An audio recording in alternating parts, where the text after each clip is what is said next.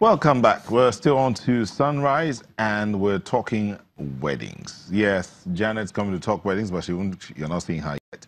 Let's just dash over to Windsor. Someone on the light side, we said I have a private jet that takes me there in 3 seconds and we're back. Look at how the preparations are. The guests are arriving. I mean, there you see some of the guests.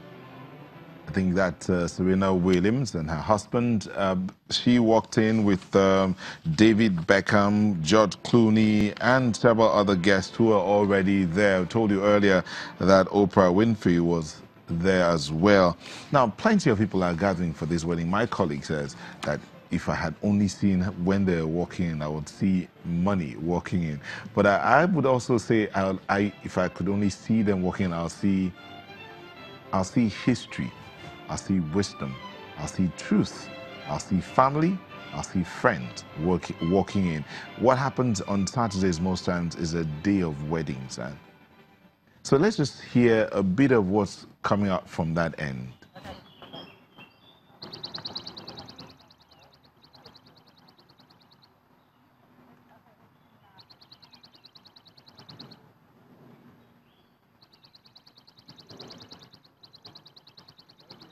Music coming from the church, but apparently that's over. That footage changed before we could get to them. So, but the wedding, we would play that wedding after sunrise. But let's come back to the studio where Janet's waiting to talk to us about wedding etiquette. And if you could see, they're all observing out there. Janet.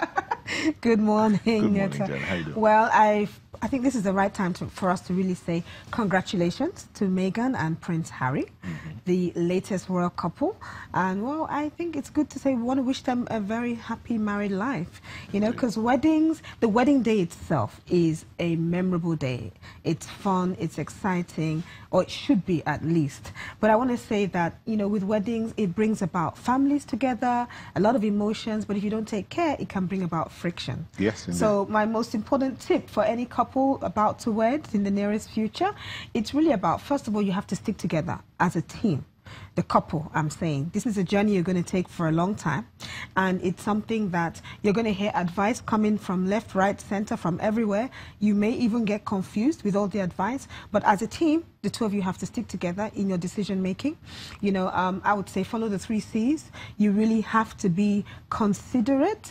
Whatever you do in making your decisions, in making family members happy, making friends happy, you know, you have to be able to communicate, all right, and communicate well. Most times we say one thing, and when we get to the family, we say another, or the family of your husband-to-be says one thing, and you find it difficult to go and tell your family, right? So consideration is key. Communication is definitely key, and compromise. All right, you have to compromise at some point. Communication, compromise. Yeah, key things during a wedding, because if not, everything will go even after the wedding. Those 3 C's still apply. They still apply, you know. And this is something that it's going to take a whole lot. Financially, emotionally, physically. So you can't do everything, and don't claim you can. So you're going to have to delegate a lot of duties to other people, either your event planner or your family member, close family member, your friend. You have to be able to get some help. Yeah. You know, really get some help. And above all, you have to stay organized. And that's why most times we suggest you plan your wedding well ahead of time. So be organized. You might even have your to-do list. Get out a big diary, start having your to-do list, get a contact list, get telephone numbers. Yeah, you have to stay on track. You have to stay on top of it. Even with all the events planners and advice coming from left, right, center, mom, dad, you need to keep your own records. You may get into some contracts and some deals with some of the vendors, you know, maybe the photographer, you may be signing things. You've got to keep all those things together. That's the first thing. And I'm saying this because it's your day to remember. It's a big day in your life as a couple. And you have to get this one right, because this sets the tone for how you're going to make other decisions concerning your life in the future. So the wedding day really is a test of time for both couples to see if you can pull this through, then you can pull anything through. And you want to stay on top of it, you know. And like I always said before, it's a milestone in the lives of both couple. Not even just both couple, the families themselves, bringing the families together, it's definitely a milestone. So we have to keep that all together, definitely.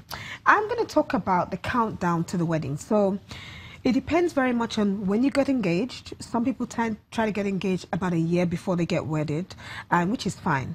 Of course, there are cases where 6 months, I've even seen 3 months, but the ideal really is about a year before you really want to tie the knot. And this gives the whole family time to get to know your fiancé even better, you know, and you can plan properly. So you've got engaged. The first thing, 12 months before the wedding, is to literally let both families know, of course, right? And you get to familiarize yourself with the nearest and dearest of the family, not necessarily the external. And you've told them, you've introduced family members, maybe a little get-together just to see who the mother and the father and the siblings probably are. All right, then you then bring out your calendars at this point in time. Look at your calendars together. It's not a case of one person saying this is the date and it has to be the date. It's the case of sitting down together, bringing out the calendars, and then coming up with a tentative wedding date. That's the first thing you have to do. No, but you know, in our African tradition, most times it's the parents that kind of like give the date. Yeah, but they need to do it together. They need to do it together because a certain date may be favorable for one side, but this is where the compromise comes in, right? And this is where consideration comes in. So you then finally agree on a particular date. Now, from this end of town, it's not just a one-day thing. We're also thinking about the traditional wedding. Some people do the traditional wedding a week before, 2 days before, maybe even a month before. It depends on the couple. So you're looking at 2 tentative dates, all right? So you're looking at the traditional wedding date, and you're looking at the wedding date itself. Just hold your thoughts. We're talking weddings, but we're also talking about congresses happening around the country. Right, okay. Well, we could call the Congress is some kind of wedding. We'll join our correspondent, Larry Lasisi, to bring us up to speed what's happening in his neck of the woods. Hello, Larry.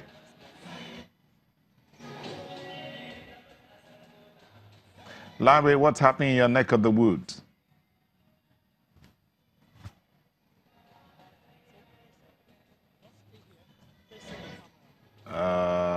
Larry, can you hear me? Okay, we'll get back to you in the course of broadcasting today. So, yeah, so you've picked your dates, 2 dates. You might even decide to go to the registry. That could be a 3rd date. So you're looking at all these tentative dates, all right? Then, of course, how big do you want the wedding to be? Have a little idea, no figures at this point in time, how big you want it to be. That will set the tone for the budget, right? And of course, your guest list. At this point in time, most brides and grooms and families, they already know how big they want it to be. Now, if you're the firstborn, the first son, the first daughter, or it doesn't really matter your position in the family, some weddings, they have to involve almost everyone. And this is where you can offend people if you don't invite some family members. okay.